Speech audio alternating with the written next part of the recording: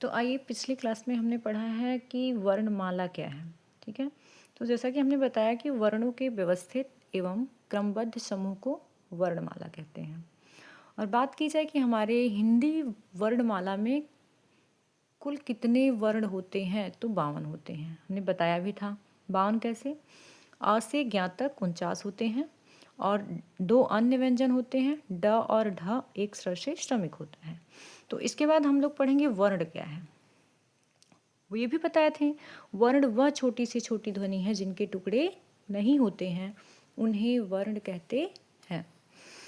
वर्ण कितने प्रकार के होते हैं?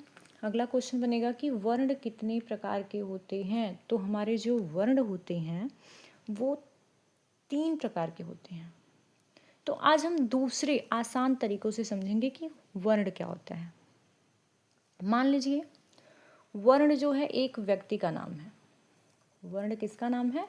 किसी एक व्यक्ति का नाम वर्ण है। ठीक है। उस व्यक्ति के कितने बेटे हुए? 3। वर्ण के कितने बेटे हुए? 3। पहले बेटे का नाम, जो बड़ा बेटा है, उसका नाम है स्वर। क्या नाम है? स्वर। दूसरा बेटा जो है बीच वाला, उसका नाम क्या है? व्यंजन। और जो सबसे छोटा बेटा है उसका नाम क्या है? अयोगवाह। तो वर्ण एक व्यक्ति है, इसके कितने बच्चे हैं? 3। स्वर वर्ण, व्यंजन वर्ण, अयोगवाह वर्ण। तो अब सबसे पहले हम बड़े बेटे के बारे में जानकारी प्रदान करेंगे। बड़ा बेटा जो स्वर है, बड़ा बेटा क्या है? स्वर। और स्वर है क्या? जो वर्ण स्वतंत्र रूप से बोले व लिखे जाते हैं उसे स्वर वर्ण कहते हैं। जो वर्ण स्वतंत्र रूप से बोले व लिखे जाते हैं उन्हें वर्ण कहते हैं। इन्हें स्वतंत्र किसी की अनुमति नहीं लेनी पड़ती है। ठीक है। ये स्वतंत्र हैं, ये अपने काम को करने के लिए स्वतंत्र हैं, चाहे काम लिखने का हो या फिर काम बोलने का हो। तो जो वर्ण स्वतंत्र रूप से बोले व लिखे जाते हैं उन्हें स्वर वर्ण कहते हैं। अब दूसरे बेटे के बारे में हम लोग पढ़ेंगे, व्यंजन, जो बीच वाला है। बीच से याद कर लीजिएगा व्यंजन। तो व्यंजन वर्ण कौन कौन से होते हैं, या व्यंजन वर्ण किसे कहते हैं, या व्यंजन जो बेटा है इसके बारे में हम जानेंगे। ये क्या है, इसकी क्या विशेषता है। तो जो वर्ण स्वर की सहायता से बोले व लिखे जाते हैं उन्हें व्यंजन वर्ण कहते हैं।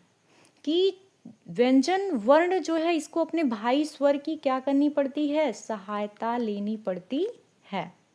तो ये अपने भाई की सहायता के बिना ना तो बोल सकता है और ना ही कुछ लिख सकता है। तो इसलिए इसे हम क्या कहते हैं? व्यंजन वर्ण कहते हैं। समझ में आ गया होगा। अब तीसरा जो सबसे छोटा भाई है, अयोगवाह, बिल्कुल छोटा है। तो अयोगवाह वर्ण कौन कौन से होते हैं? देखिए, जो वर्ण ना तो स्वर होते हैं और ना ही व्यंजन होते हैं।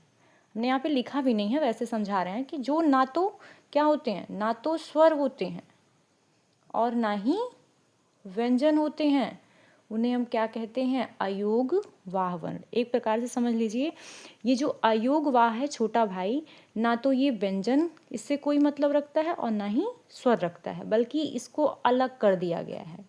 दोनों भाइयों ने इसको क्या किया? अलग कर दिया। तो ये ना तो स्वर होते हैं और ना ही व्यंजन होते हैं, इसलिए इन्हें अयोग वाह वर्ण कहा जाता है। अब इसके बाद से हम पढ़ेंगे, वर्ण एक व्यक्ति था। वर्ण के कितने बेटे थे? 3 थे। बड़ा बेटा स्वर, बीच वाला बेटा व्यंजन और सबसे छोटा अयोगवाह। फिर बड़ा बेटा क्या था? जो स्वतंत्र था, अपने काम को करने के लिए स्वतंत्र था। जो स्वतंत्र रूप से बोले व लिखे जाते हैं उन्हें स्वर वर्ण कहते हैं। व्यंजन जो बीच वाला था, जिसे सहायता लेनी पड़ी, किससे? अपने भाई से, जो अपने भाई के बिना ना तो बोल सकता है ना ही लिख सकता है, उसे हम व्यंजन वर्ण कहते हैं। तीसरा जो था अयोगवाह वर्ण, ये अयोगवाह, इसको क्या कर दिए लोग? बाहर कर दिए, निकाल दिए। ये ना तो स्वर है और ना ही व्यंजन है। अब हम पढ़ेंगे स्वर वर्ण की संख्या। स्वर वर्ण की संख्या कितनी होती है? हिंदी वर्णमाला की बात की जाए तो हिंदी वर्णमाला में स्वर की संख्या 11 होती है।